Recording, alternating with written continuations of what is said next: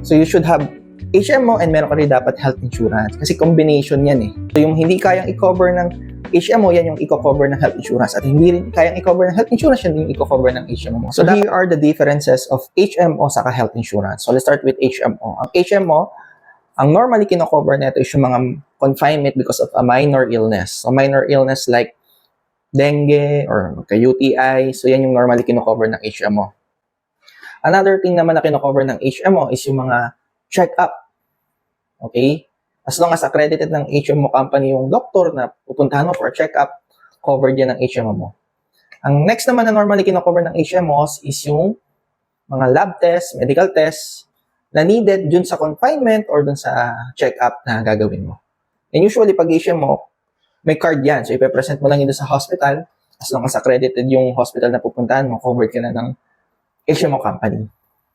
The downside with HMOs is number one, is yearly renewable. So, each year na nire-renew mo yan, nag-i-increase yung premium because nag-i-increase din yung age natin. Another disadvantage naman ng HMO is you are only covered up to age 60. Normally, pagdating natin ng 61 above, yun yung kino-cover ng HMO. And lastly, very limited lang yung mga hospital na pwede mong puntahan because not all hospitals are accredited ng HMO.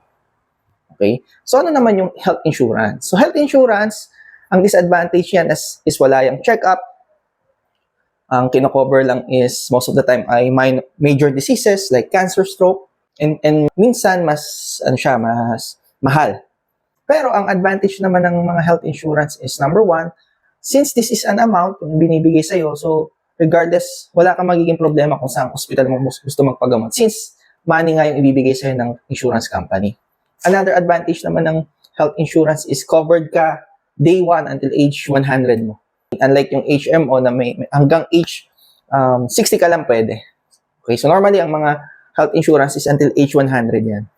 Another advantage ng health insurance is let's say you got critically ill at hindi mo na kaya mag-work, therefore hindi mo na kaya mag-earn ng income. So yung health insurance na meron ka is magiging libre na because of waiver of premium. So you don't have to pay for the health insurance, pero effective pa rin siya. So if you ask me, which is better, HMO ba or health insurance? Actually, you cannot compare those two type of health plan kasi magkaiba yung purpose nila. So you should have HMO and meron ka rin dapat health insurance kasi combination yan eh. Okay, so yung hindi kayang i-cover ng HMO, yan yung i-cover ng health insurance. At hindi rin kayang i-cover ng health insurance, yan yung i-cover ng HMO mo. So dapat both of that plan meron ka to make sure na you have proper and adequate health planning. Okay? So if you need any concerns about your health insurance or health planning, message mo lang ako, tutulungan kita dyan.